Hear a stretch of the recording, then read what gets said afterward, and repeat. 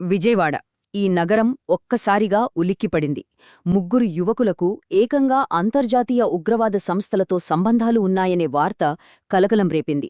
Social మీడియాలో మొదలైన ఈ కథ మన జాతీయ భద్రతనే ప్రశ్నార్థకం చేసే స్థాయికి ఎలా చేరిందో ఈరోజు వివరంగా చూద్దాం. విజయవాడలో ఉద్రిక్తత నెలకొంది. వార్తల్లో ఈ మాట వినగానే అందరిలోనూ ఒకటే టెన్షన్. అసలు ప్రశాంతంగా ఉండే విజయవాడలో ఇంతకీ ఏం జరిగింది? ఈ ఉద్రిక్తతకు అసలు కారణమేంటి? కథ మొదలైంది విజయవాడలో. ఇక్కడ మన దేశ భద్రతకు సంబంధించిన కౌంటర్ ఇంటెలిజెన్స్ అధికారులు రంగంలోకి దిగారు. చాలా సైలెంట్గా ఒక ఆపరేషన్ మొదలుపెట్టారు. 3. ఈ నంబర్ గుర్తుపెట్టుకోండి. ఎందుకంటే ఈ మొత్తం కథ, ఈ మొత్తం ఆపరేషన్ ఈ ముగ్గురు వ్యక్తుల చుట్టూనే తిరుగుతోంది. వీళ్లే అధికారుల రాడార్లోకొచ్చారు. అవును, మీరు విన్నదే కరెక్టే. ఆ ముగ్గురు యువకుల్ని అధికారులు అదుపులోకి తీసుకున్నారు. ఇక్కడతో ఈ కేసులో ఒక కీలకమైన అడుగు పడింది. కానీ అసలు ప్రశ్న ఏంటంటే, వాళ్లనే ఎందుకు టార్గెట్ చేశారు? ఎందుకు అనే ప్రశ్నకు సమాధానం మనందరం రోజూ వాడే సోషల్ మీడియాలోనే దాగి ఉంది. వాళ్ల ఆన్లైన్ యాక్టివిటీసే ఇంటెలిజెన్స్ అధికారుల కంట్లో పడటానికి కారణమయ్యాయి. వాళ్లమీదున్న ఆరోపణ చాలా సీరియస్. సింపుల్గా చెప్పాలంటే, సోషల్ మీడియాను ఒక ఆయుధంలా వాడుకొని టెర్రరిస్ట్ సంస్థలకు సపోర్ట్ చేస్తున్నారని వాళ్లమీద అభియోగం. అంటే ఆ సంస్థల ఐడియాలజీని ప్రచారం చేయడం, వాళ్ల పనుల్ని సమర్థించడం లాంటివన్నమాట. ఇక్కడే అసలు ట్విస్ట్ మొదలవుతుంది. ఇది కేవలం మన దేశంలో కొంతమంది కుర్రాళ్లు సోషల్ మీడియాలో ఏదో పోస్ట్ చేశారన్న విషయం కాదు. దీని వెనుక ఇంకా చాలా పెద్ద కథే ఉంది. ఈ కేసును దర్యాప్తు చేస్తున్న అధికారులకు ఒక షాకింగ్ విషయం తెలిసింది.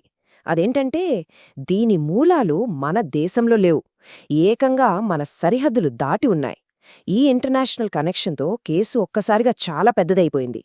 పాకిస్తాన్. అవును, ఇంటెలిజెన్స్ వర్గాలు అనుమానిస్తున్నది ఇదే.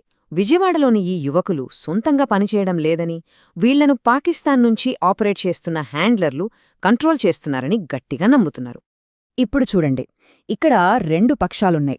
ఒకవైపు విజయవాడ యువకులు, ఇంకోవైపు ఎక్కడో పాకిస్తాన్లో ఉన్న హ్యాండ్లర్లు. ఇంత దూరంలో ఉన్న వీళ్ళిద్దరి మధ్య కనెక్షనేంటి? అదే సోషల్ మీడియా. దీని ద్వారానే వాళ్లకు ఆదేశాలొస్తున్నాయని అధికారులు భావిస్తున్నారు. సరే, ముగ్గుర్ని పట్టుకున్నారు. పాకిస్తాన్ లింక్ కూడా బయటపడింది. మరి ఇక్కడతో కథ అయిపోయినట్టేనా? అస్సలు కాదు. ఇది ఆరంభం మాత్రమే. ఇప్పుడు అధికారుల ముందున్న అసలు సవాలు ఈ కనిపించని నెట్వర్క్ను మొత్తం బయటకు లాగడం. ఇప్పుడు అధికారుల ప్లాన్ చాలా క్లియర్గా ఉంది. మొదటిది, పట్టుబడిన వాళ్ల దగ్గర్నుంచి వీలైనంత సమాచారాన్ని రాబట్టడం. రెండవది, ఆ సమాచారంతో ఈ మొత్తం నెట్వర్క్లో ఇంకెవరెవరున్నారో కనిపెట్టి ఆ ముఠాను పూర్తిగా బయటకు లాగడం. ఓకే, ఇప్పటిదాకా మనం చూసిన విషయాల్ని ఒక్కసారి క్విక్గా గుర్తుచేసుకుందాం.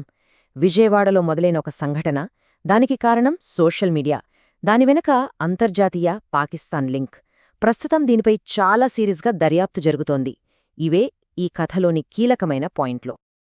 చివరగా ఒక ప్రశ్న మిగిలి ఉంది. సోషల్ మీడియాను వాడుకుని ఇలాంటి కార్యకలాపాలు నిర్వహించడం మన భద్రతా ఏజెన్సీలకు ఒక కొత్త రకమైన సవాల్ను విసురుతోంది కదా. ఈ డిజిటల్ ప్రపంచంలో దాగి ఉన్న ఉగ్రవాద మూలాలను కనిపెట్టడం ఎంత కష్టమో ఈ సంఘటన మనకు తెలియజేస్తుంది. దీని గురించి ఆలోచించాల్సిన అవసరం ఎంతైనా ఉంది.